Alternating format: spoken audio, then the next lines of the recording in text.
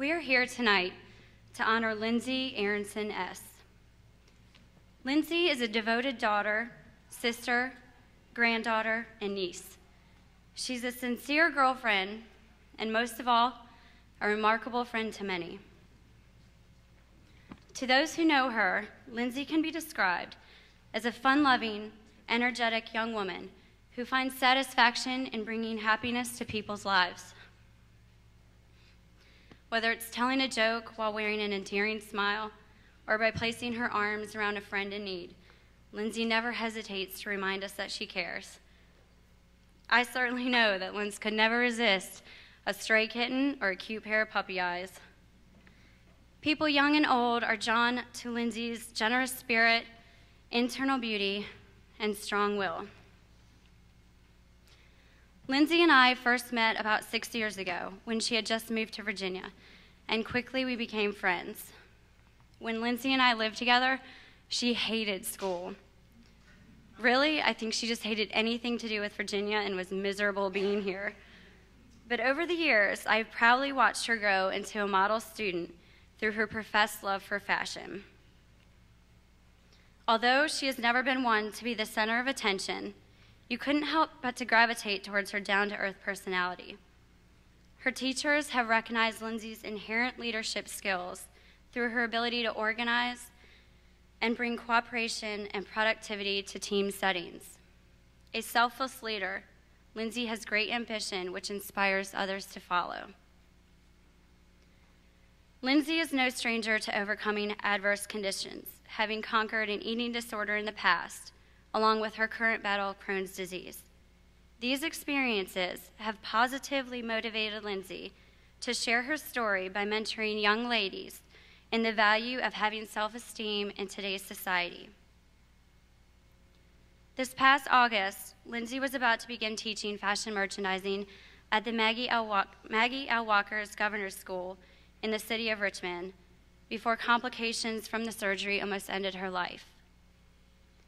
Despite having missed the most recent opportunity, I know that in the future, she will be great. Samuel Johnson once said, "Our brightest blazes are commonly kindled by unexpected sparks." Many of you have been keeping up with her struggles as Lindsay has experienced severe complications since undergoing surgery for Crohn's on August 3rd. Crohn's disease is an ongoing disorder that causes inflammation in the digestive tract. It has no proven cause, is intrusive to diagnose, requires regular treatment, and has no known medical cure. While it affects people to different degrees, in Lindsay's case, she had trouble eating because it was so painful. Lindsay was diagnosed with Crohn's about a year ago after struggling with the symptoms for many years. She had suffered several setbacks, and her doctors recommended that Lindsay have the much-needed surgery to remove the infected part of her intestines. The surgery didn't go as everyone had expected. A few days after her surgery, Lindsay began to feel very ill, extremely weak, and was complaining of severe pain. Her blood pressure dropped, and it was determined that her intestines had been leaking infectious material into her body. After many hours of infection had passed, the next morning on August 6th, she had another surgery to repair the leak, but it was too late, as Lindsay had already gone into septic shock. Sepsis, a serious medical condition that is caused by an infection, had set in. Sepsis infects every organ of the body. All of Lindsay's vital organs were failing. Her temperature rose to 106, and her blood pressure plummeted. To save her life, the doctors first had to put her on a respirator for her lungs and dialysis for her blood. Lindsay almost died. Lindsay fought through the induced coma, but while under sedation, she started to lose blood flow to her hands and her feet. Another 7.5-hour operation was performed to clear the arteries in her limbs of blood clots. Lindsay's hands and feet were cold to touch. and eventually gangrene set in. The doctors were optimistic at first, saying that some toes and some fingers were going to be amputated, but that the feet and the palms would most likely be saved. She endured another operation to remove the dead tissue. Upon completion of the final operation, the doctors emerged and said we were able to save her knees and her elbows. All concerned were devastated. Lindsay is only 24. Today marks the 78th day that Lindsay has spent in the ICU. That is over 10 weeks. Throughout this time, she has struggled with various infections, pneumonia, and congestive heart failure. The good news is that Lindsay is slowly improving, and all her organs are on the path to recovery. But she is weak, and the doctors say it'll take about another 3-month stay in the hospital to regain her strength, and then about a year in rehabilitation. I would like to thank Virginia Commonwealth University, and more specifically the Department of Music and Fashion Design and Merchandising, for helping to coordinate this event. Also, a huge thank you to 3 Monkeys, where Lindsay once worked, for providing all of tonight's food and beverages. Without everyone's generosity, we wouldn't be here tonight.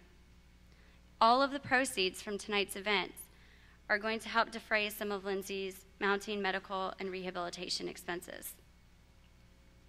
Lastly, Lindsay really wanted to be here tonight and to see everyone and to thank everyone personally.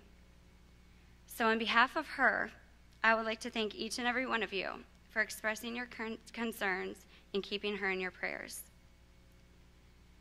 Forever changed, her future is a story Lindsay will need great strength to write. I think it is safe to say that everyone here has been touched by Lindsay in different but equally beneficial ways. Most would agree life is good. Only Lindsay is among those who just want to make it better. With your help and support, we can make life a little better for our friend Lindsay. Thank you. Kylie Bingham. Thank you, Kylie.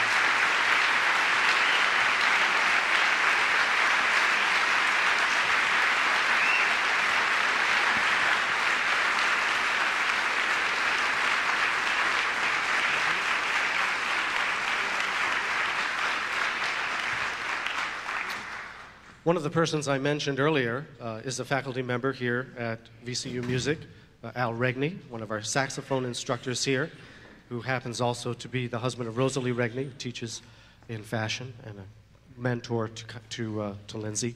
And so Al and his quartet were literally the very first to volunteer to perform here this evening. They're known as the American Saxophone Quartet. We have Al Regney on soprano saxophone. We have Jeff Decker on alto, David Carroll on tenor, and Jim Nesbitt at the baritone. Please welcome the American Saxophone Quartet. They will be playing a Gershwin medley and Yardbird Suite by Charlie Parker.